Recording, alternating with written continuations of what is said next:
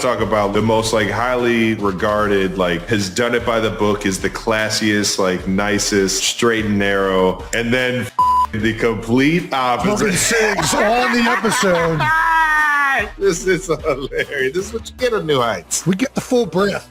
We're going to get it all. And that's just who we are as people, Jason. Everything we talked to Jim about, man, fucking felt it in my heart, man. That guy he speaks to the heart.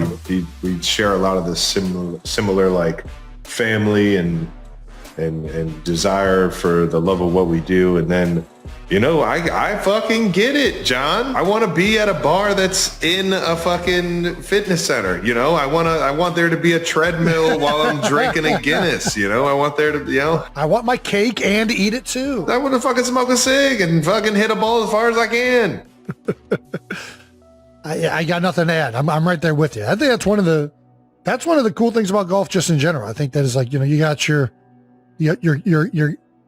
character like John Daly, who I think in a lot of ways is very just like unhinged and everybody loves him for being wild, exactly and everybody loves him for being who he is. And you got Jim Nantz about as dialed in of a storyteller and, you know, touching on all these different walks of life. And it's pretty wild that the sport has that breadth. You got your Muni lot with your hair down and your no rules. And then you can be in the grounds of Augusta where you got to have a jacket on the moment you step foot. And there's a lot of rules and decorum in place to protect something that's pretty sacred. So yeah, it's a pretty awesome game for that. All right. Let's get into this thing, dude. Welcome back to New Heights, ladies and gentlemen, boys and girls. This is a Wondery show brought to you by AT&T. We are your hosts. I'm Travis Kelce. This is Jason Kelce, my big brother out of Cleveland Heights, Ohio, man. Made it back to the land. Yeah. Saw the Guards get a fucking dub against the Cubs, baby. Let's go. There you go, Trav. Subscribe on YouTube, wherever you get your podcasts, and follow the show on all social media at New Heights Show with 1S for fun clips throughout the week. Jason, let's tell the people how amazing this show is going to be today. Oh, yeah, baby. We got another great episode for you 92%ers. We're going to get out of the house. Yee! We're also going to answer some of your no-dumb questions, and it's Masters Week. So we got two incredible guests. Jim Nantz and John Daly are here. Quite the combo. Quite the combo. All right, let's get right into this with a little bit of that new news. New news. All righty, new news is brought to you by American Express. Travis is going to the moon. I am? Yeah. How? Yep. NASA replied to one of your tweets. I don't know if you saw this. Please put this up on the screen, Brandon. I was about to say I haven't tweeted since like 2010. So it's been a while. It's been a while. Well, this is a doozy from 2010. The moon looks crazy tonight. I'm going to chill out here for a little and just visualize my success and vibe to the scenery. Yeah, I still do that often. And NASA said, it's been a long time coming. Long time coming. I hear you. I hear you, NASA. I hear what you're doing. I see what you're doing. I like what you're doing. I want to go to the moon. Well, I got bad news for you, Travis. You're too big. That's fucking... Do you know that? Per cat, I can't see the screen... on this screen, the username, but we'll just say per cat. Please let Travis know he's too big for space. Yes, there are strict height limits for astronauts to ensure they fit into the spacecraft, suits, and workstations. NASA generally requires candidates to stand between 5'2" and 6'3". So you are too tall. Not too tall Jones, too tall Trav. Too tall Jones. Yeah. Too tall Trav. Yeah. This is some good BS right here. No way I believe that. But also, you know, this is one of the Ed Kelce's favorite slogans, man. You know, life isn't fair. So don't ever think it is. You don't get to do what you want to do when you have genes such as Mama Kelce's Blaylock genes that make you 6'5" or 6'4" and 7/8. Yeah. It's mostly from mom's side, for sure. Yeah, you know, it's still a dream. Hopefully there's weight restrictions so I can just not even have to ever think about it. What do you think of this Artemis 2 going to the moon, Jason? I love it. I'm a big fan of us going places with rockets. Oh, yeah, nothing. With rockets. I don't know who I was listening to, if it was Neil deGrasse Tyson or somebody who, there's a lot of people I think are upset with the money expenditure on going to space and doing these things that they don't really see the upside in the investment. And I think that somebody way smarter in this space than me was talking about just the amount of inventions and innovations that have taken place with the human desire to go places they've never been, to that NASA has gone through to make safe space travel safer, more effective, more efficient. I think it's, I don't know that it's a net loss the way people think that it is. No. And I like discovery, right? It would have been crazy to be alive when Christopher Columbus gave word of the new world over there in the West. Allegedly, but I hear what you're going with. What is it? Lewis Clark. What's the other fucking Clark guy? Lewis and Clark. Lewis and Clark, yeah. Lewis and Clark. That's what it is. Yeah. Lewis and Clark Oregon Trail. going west. Yeah. That's not, I don't think that's the same thing. Oh, where are you going? I don't know. All I'm saying is I'm pro discovering new stuff. I think it's cool. Oh, so you don't think we've been to the moon? Well, I think we haven't been in a while, and we've kind of pushed the pause button on going and doing things in space to this degree. So I think going to the moon, I'd love to see us go to Mars. Ooh. Still want to see that happen in my lifetime. I think that it's awesome that we're back in the moon's orbit. There you go. Yeah. I'm with you. I mean, it went up in the air, right? It hasn't shown anything come down yet? Trav, it's orbiting as we speak. Nice. It's up there. It's epic. Can't wait to see pics. Jason, I think we all know this in-house, but you guys got a new dog. We did get a new dog. You guys are We got a German Shepherd. nice. We were talking about it last week, weren't we? Did that go on air? Did it? We weren't recording when we talked about it. The news hadn't broke yet. Kylie broke the news on her show. Oh, yeah. Of course. Scooped us. She scooped us. All right, well, then she can have it. Yeah, no, we got a new Have dog. it. You want to see it? I mean, if it's a puppy, I would love to see it. Who doesn't love puppies? All right. I'll go get it. All right. Oh, look at that pup. That's right. This is Frida, Frida. or as everyone is calling Freddie. Everyone is calling her Freddie around the house. Where did Frida come from? She's a rescue from, what is it, the SPCA? I always get that mixed up, but there's a litter that was PCSPCA. Such a dick. Anyways, yeah, no, we went down. We got this beautiful dog here. Nuggy. I am calling her Gunda Gunda. because I like that name better. Gunda, sit. Gunda, sit. Why Gunda. are you speaking to it in another accent? She's German, right? Gunda. You telling Uncle Travis not Gunda? It's not Gunda, it's Freddy. Freddie? Nice. I like Freddie. Freddie's a girl? Frida is a girl. Freddie is the nickname. But yes. Nice. All right, that does it for a little bit of that new news brought to you by American Express. Let's get to a little bit of that out of the house, which is brought to you by Intuit TurboTax. It is officially tax season. Not gonna lie, if you haven't gotten them in yet, you might want to get them in or get it done with TurboTax. As you're watching this, Jason and I are actually out of the house down in Augusta, Georgia at the one and only Masters tournament down there at Augusta National. And yeah, I'm excited about it. I think it's going to be a pretty fun experience. The last time I went, I think I mentioned this earlier, the last time I went right after COVID, and there were like limited amount of people, no grandstands at all, if any.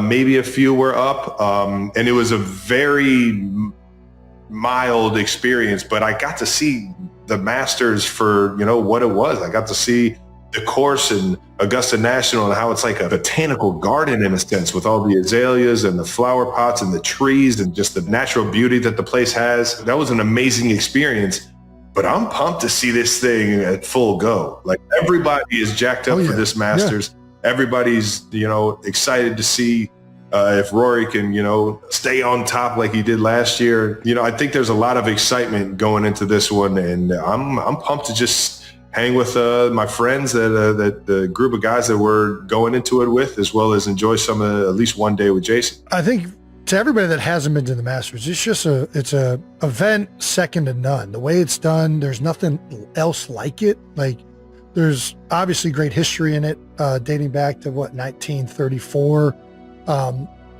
It's special not just because of how incredible the course is, but how it's run by Augusta National. All the people in the hospitality, a bunch of teachers take on second jobs because they're on spring break. So a lot of the workers there are actually school teachers in the surrounding community. There's obviously everything that happens at the course, but then outside of that, there's so many parties and events and concerts and homes that are throwing things all week long down there. It's really turned into such a week of just, festivities that it's the Super Bowl of golf. You know, it's the biggest tournament. It's the biggest showing. It's the top players in the world that know this is the one that determines the greatness and the greatest that have ever played this game. And there's something really beautiful with the no phones thing. And there's so many things that everybody goes. I mean, I went to Sunrise Mass this past week, and we're all taking pictures of the sunrise, and it's beautiful. But the fact that you're not allowed to have your phone in there makes everybody be present in a way that's very just breathtaking, because you have to take in the scenery and the moments and the shots, but also that you're all doing it together. There's just this very communal aspect of the love of golf that has every walk of life down there, CEOs or guys that won their tickets in a raffle, and everybody's in the same position. And, whoever puts their chair down first, that's going to be their spot. That's what the tradition is. And it's a really awesome event, and something that I don't think really replicates that I've seen. There's nothing like it. I'm really excited to do that. I'm excited. Again, I keep mentioning these pimento cheese sandwiches. I'm definitely getting another one of them. Start stacking cups. I mean, I'm going to be broadcasting the par 3, as everybody knows. So I'm excited to see that for the first time and to get a chance to chop it up with some of the best players in the world. I'll say this. I've had the pleasure of fucking meeting a lot of these guys on the PGA Tour, man, and a lot of the guys on the LIV Tour. It's hard to say I'm rooting for just one guy, or I think this guy will win it, because I don't want to shortchange anybody else that I have like a good relationship with. But I'm pretty fucking pumped to see this year's Masters, just because of where golf is right now and how everybody, the love and the infatuation that everybody has with it. I mean, this year alone, you've seen guys like LeBron come out and just the love of the game has just taken him and thrown him into the world of golf. And I think all around right now, like, the excitement of golf is at an all-time high. And I think that's going to create a crazy and fun atmosphere for these PGA guys, or these guys at the Masters that are the top in the world, to really go out there and hit some fucking amazing shots, man. And I'm fucking pumped for it. Let's go, baby. And that does it for Out of the House, brought to you by Intuit TurboTax. Thank you to our presenting sponsor, AT&T. The Masters is full of moments you can't miss. That clutch putt on 16, the drama at Amen Corner, and the champion slipping on the green jacket. And with AT&T as a champion partner of the Masters, you're connected to every single one. What's your favorite Masters memory? Either watching on TV or one that you've seen in person, Jason. My favorite is Bubba Watson's shot out of the pine, hooking that thing back onto the green. I think that shot remember watching that on TV live and just being like blown away. Nice. From wherever you're watching, AT&T Cellular Network keeps you locked into golf's greatest tradition. Because when the connection matters, it has to be AT&T. Connecting changes everything. Visit AT&T.com/connect-change to learn more. Thank you to our partner, American Express. It's not always about where you go. It's about how you get to experience it. When you've got a little more access, everything just feels right. With the American Express Platinum Card, you can get exclusive access to unique experiences worldwide, getting you closer to the moments that matter. And when it comes to game day, Amex is taking membership to a whole new level. Now, as the official payments partner of the NFL, card members around the world can enjoy incredible experiences all season long. Including access to tickets, perks, and on-site activations at select games. That's how you make every game day feel like a win. Unlocking access and elevating the fan experience. Not only does it feel right, but it's membership at its best. Terms apply. Learn more about Amex's partnership with the NFL and premium events collection at go.amex/NFL. 2%ers, we have two incredible conversations with golf legends. Insane. All right, these Masters conversations are brought to you by AT&T. Let's see what Jim Nantz has to say, the voice of the Masters, for when he's coming up on his 41st tournament. Woo-hoo, baby.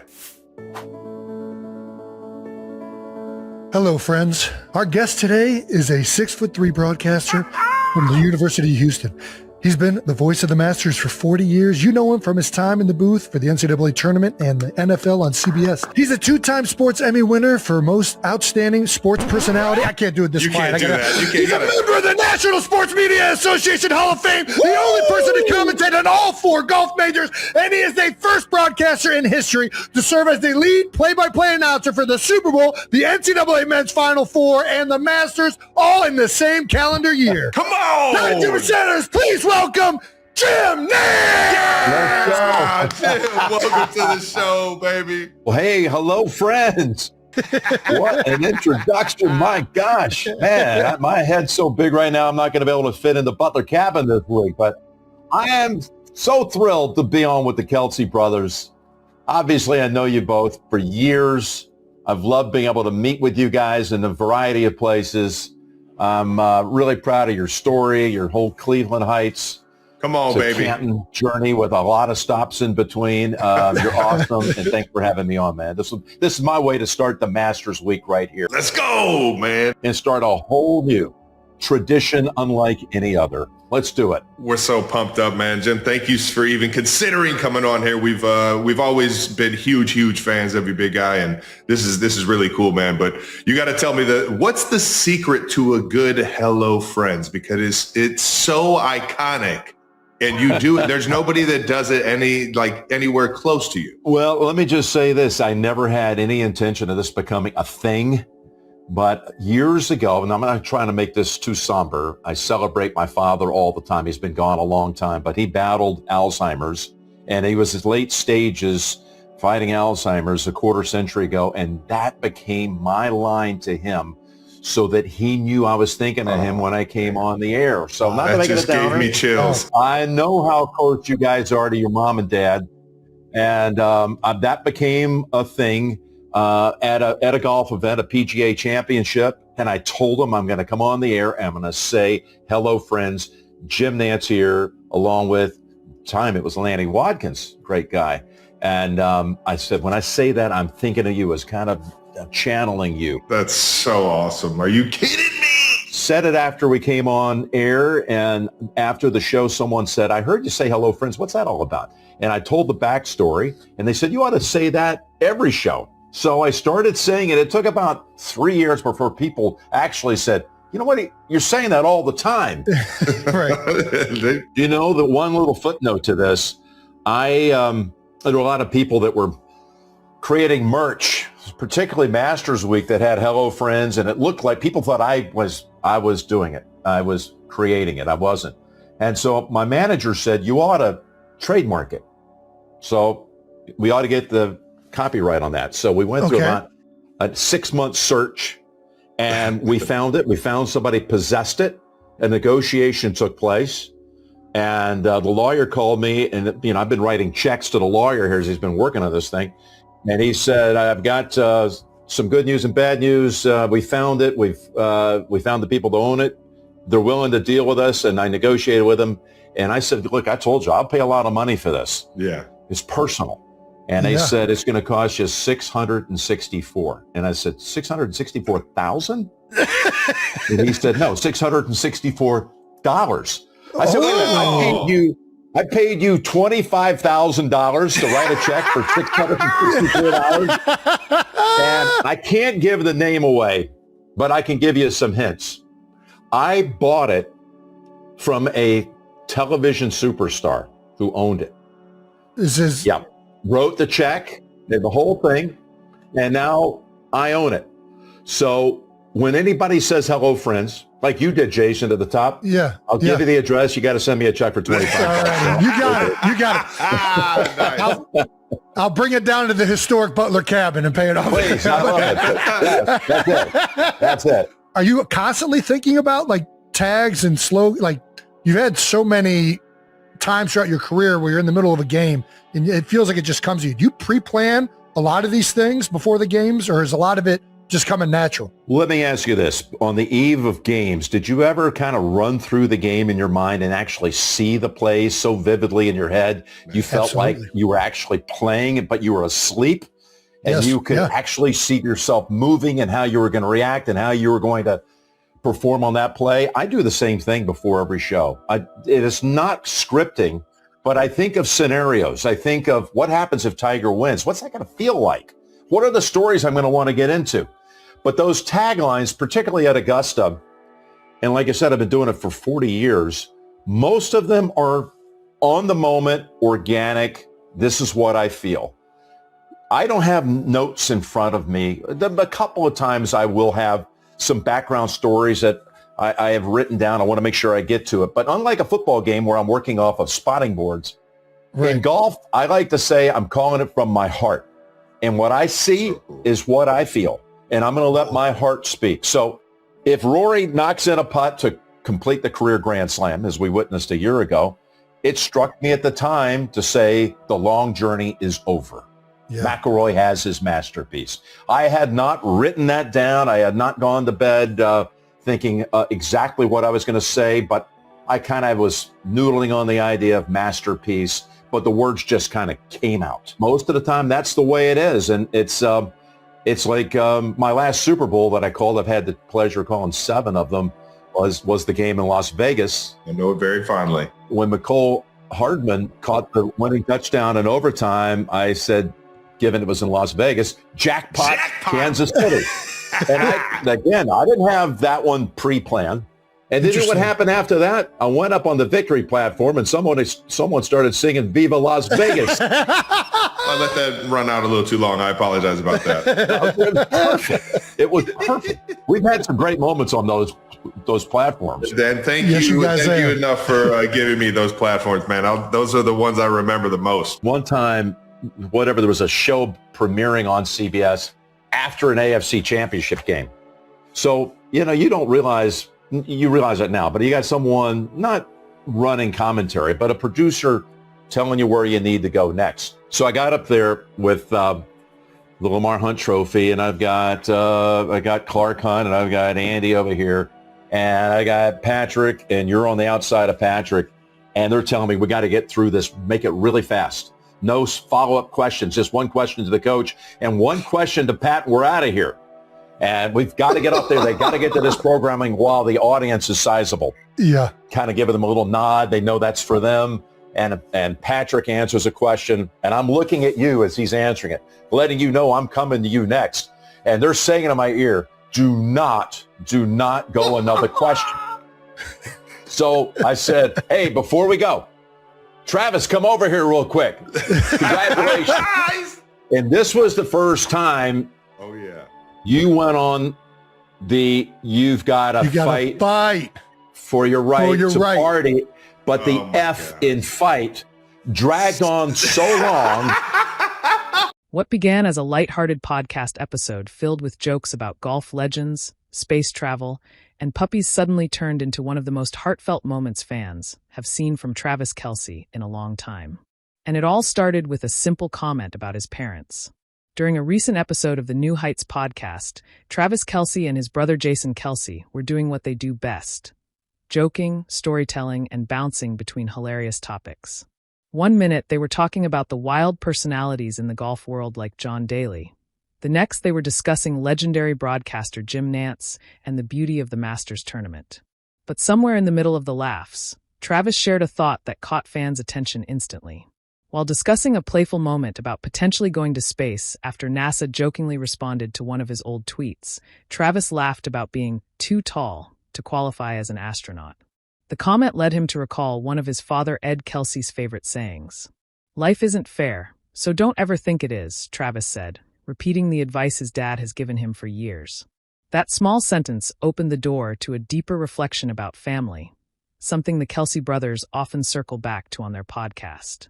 Travis explained that many of the life lessons he carries today come directly from his parents, Ed Kelce and Donna Kelce. Even though the couple separated years ago, they've remained incredibly supportive of both Travis and Jason throughout their football careers. Fans have watched Donna Kelce become a beloved figure in the NFL world, famously attending games wearing split jerseys to support both of her sons when they played against each other in the Super Bowl. Ed Kelce has also become a fan favorite, often appearing in interviews and sharing stories about raising two future NFL stars. During the conversation, Travis spoke warmly about how much he respects his parents and the example they set while raising him and Jason in Cleveland Heights, Ohio. At one point, the discussion even turned to the idea of what it would mean if his parents ever celebrated love again in the future. Travis joked but also sounded genuinely happy imagining the possibility of a second wedding or a new chapter for either of them. For him, it wouldn't be strange or awkward. It would simply be another reason for the Kelce family to celebrate together. The moment resonated deeply with fans because it showed a more personal side of the Kansas City Chiefs star. Behind the touchdowns, Super Bowl victories, and global fame, Travis Kelce remains someone who values family above everything else. And that's part of what makes the New Heights podcast so special. Listeners tune in expecting sports talk and funny brotherly banter, but they also get real stories about the people and experiences that shaped the Kelce brothers. By the end of the conversation, Travis made it clear that no matter what happens in the future, he's grateful for the way his parents raised him. Their lessons, their support, and their unwavering belief in their sons helped build the foundation for everything Travis and Jason have achieved. And if there ever is a second wedding celebration for Ed or Donna Kelce someday, one thing seems certain. The Kelce family will be there cheering the loudest.